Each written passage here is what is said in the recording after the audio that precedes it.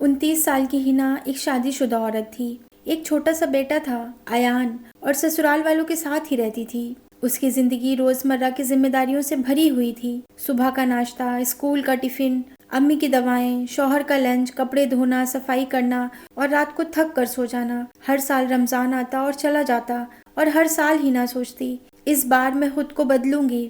لیکن پھر کیا ہوتا؟ پہلے دن کا جذبہ، دوسرے دن کا شوق، تیسرے دن کی تھکان، اور پھر آدھی رات تک کچن میں کھڑے رہنا۔ سحری کے بعد آنکھوں میں نیند اور دل میں قرآن کھولنے کا ارادہ، جو اکثر نیند کے نیچے دب جاتا۔ ایک شام ہنا نے اپنا پرانا جرنل نکالا۔ اس پر دھول جمی ہوئی تھی۔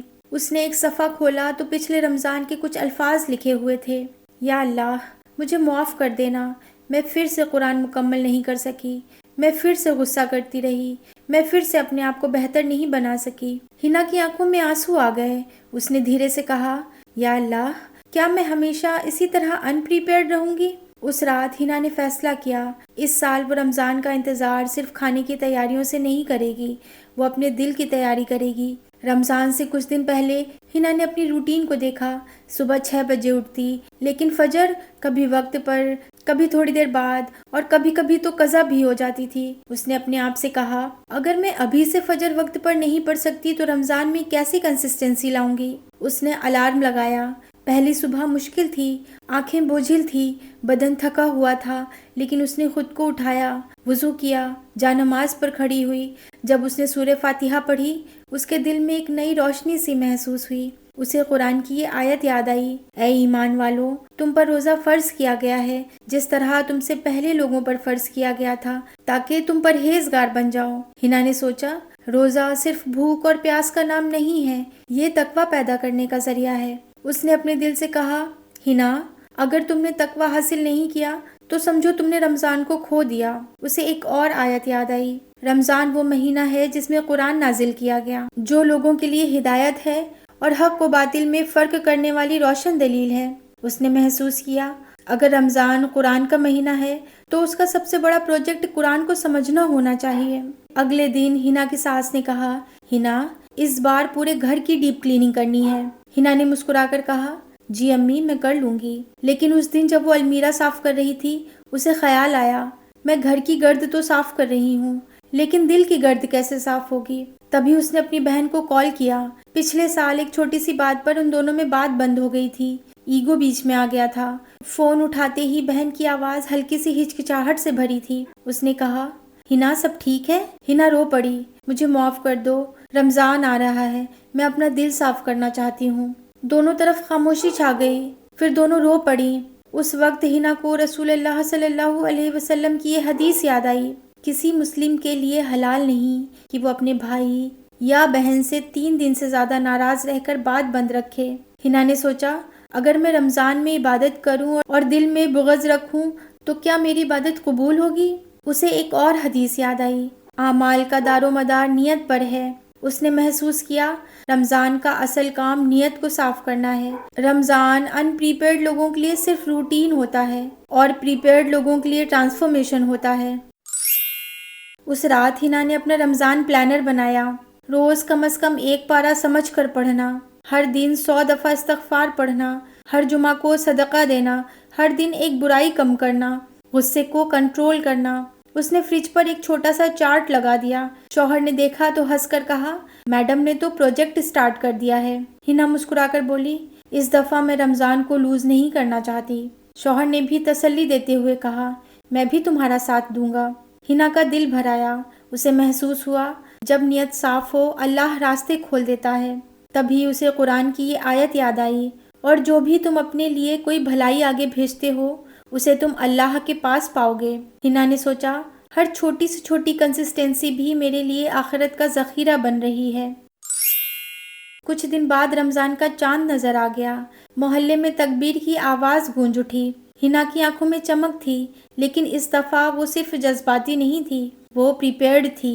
سحری میں اس نے کم ڈشز بنائیں، صرف سمپل کھانا بنایا اور زیادہ ٹائم عبادت کے لیے بچایا۔ پہلے روزے میں ہی اسے ایک ڈیمو مل گیا۔ دوپہر کو ایان نے فرش پر جوس گرا دیا، پورا فلور چپچپا ہو گیا۔ ساسو ماں نے بھی دھیرے سے تنقید کر دی، ہنا، تم ذرا لاپرواہ ہو۔ پہلے والی ہنا شاید جواب دے دیتی، لیکن اس دفعہ اس نے اپنے آپ کو یاد دلایا، روزہ صرف پیٹ کا کھانا نہیں، زبان کا بھی ہے۔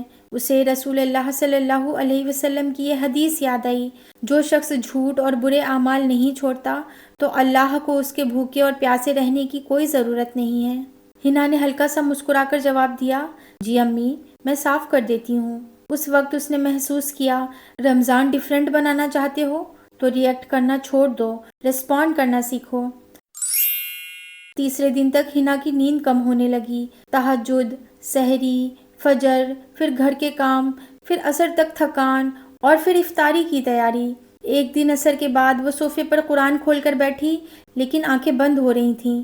اس کے دل نے کہا، آج رہنے دو ہنا۔ پھر اسے یہ حدیث یاد آئی، اللہ کے نزدیک سب سے زیادہ پسندیدہ عمل وہ ہے جو دوام سے ہو، چاہے کم ہی کیوں نہ ہو۔ ہنا نے سوچا، میں 20 پیجز نہیں پڑھ سکتی، ٹھیک ہے، کوئی بات نہیں، 5 پیجز پڑھ لیتی ہوں، لیکن کنسسٹنسی نہیں چھوڑوں گی۔ اس دن اس نے 5 پیجز پڑھے، دل میں سکون اتر گیا۔ اس نے قرآن کی آیت کو پڑھ کر دل کو تسلی دی، بے شک ہر مشکل کے ساتھ آسانی ہے، بے شک ہر مشکل کے ساتھ آسانی ہے۔ اس نے محسوس کیا، میری تھکان بھی ایک امتحان ہے اور اللہ نے ہر امتحان کے بعد آسانی کا وعدہ کیا ہے۔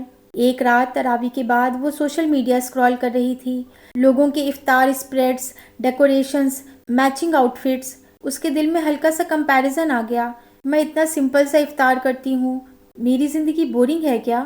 لیکن پھر اس نے فون سائڈ پر رکھ دیا اور سوچا، رمضان شو آف کا منتھ نہیں ہے، یہ سنسیریٹی کا منتھ ہے۔ اسے قرآن کی یہ آیت یاد آئی، تباہی ہے ان نمازیوں کے لیے جو اپنی نماز سے غافل ہیں، جو ریا کرتے ہیں۔ اس رات اس نے سجدے میں جا کر اللہ سے دعا کی، یا اللہ مجھے ریاکاری سے بچا لے۔ ہنا نے محلے کی 2 غریب خواتین کو سیکریٹلی راشن بھیجنا شروع کر دیا، اپنا نام چھپا کر۔ اس نے رسول اللہ صلی اللہ علیہ وسلم کی حدیث پر عمل کرنے کی نیت کی۔ صدقہ گناہوں کو اس طرح بجھا دیتا ہے جس طرح پانی آگ کو بجھا دیتا ہے۔ جب ان غریب خواتین نے دعا دی، اللہ اس کو خوش رکھے جس نے بھیجا ہے، ہنا کے دل میں نور اتر آیا۔ اس دفعہ ہنا نے پہلے سے ہی پلان کیا تھا کہ لاسٹ 10 ڈیز میں ایکسٹرا عبادت کرے گی۔ اس نے پہلے 20 دن میں گھر کے سارے کام مینج کر لیے، فریزر میں بھی کچھ چیزیں ریڈی کر کے اسٹور کر دیں۔ جب آخری عشرہ شروع ہوا، اسے قرآن کی یہ آیت یاد آئی، شب قدر 1000 مہینوں سے بہتر ہے۔ رات کو جب سب سو جاتے، ہنا چھپ کر اٹھتی، تہجد پڑھتی، روتی، دعائیں کرتی۔ اس نے رسول اللہ صلی اللہ علیہ وسلم کی یہ سنت بھی یاد کی۔ عائشہ رضی اللہ عنہا فرماتی ہیں کہ جب آخری عشرہ شروع ہوتا تو نبی کریم صلی اللہ علیہ وسلم اپنی کمر کس لیتے، راتوں کو زندہ رکھتے اور اپنے گھر والوں کو بھی جگاتے۔ ایک رات اس نے دل سے کہا، یا اللہ میں پرفیکٹ نہیں ہوں، میں کمزور ہوں، میں غلطی کرتی ہوں، لیکن اس رمضان میں نے کوشش کی ہے، اس بار میں ان پریپیئرڈ نہیں آئی ہوں۔ اس کے آنسو جانماز کو بھگو رہے تھے۔ اسے محسوس ہوا، اس دفعہ رمضان صرف گزرا نہیں ہے بلکہ اسے بدل کر جا رہا ہے۔ اس سال میں نے اپنے دل کی صفائی کی، اپنی زبان کو کنٹرول کیا، اپنی نماز کو بہتر کیا۔ میں پرفیکٹ نہیں بنی، لیکن میں بدل گئی ہوں۔ اس نے قرآن کی یہ آیت یاد کی، اللہ صرف پرہیزگاروں سے قبول کرتا ہے۔ ڈیفرنٹ رمضان کا مطلب یہ نہیں کہ تم بالکل گناہ سے پاک ہو جاؤ، مطلب یہ ہے کہ تم خبردار ہو جاؤ۔ ہنا نے سیکھا، رمضان کو اسپیشل بنانے کے لیے ایکسٹراڈنری بننا ضروری نہیں ہے، سنسیئر بننا ضروری ہے۔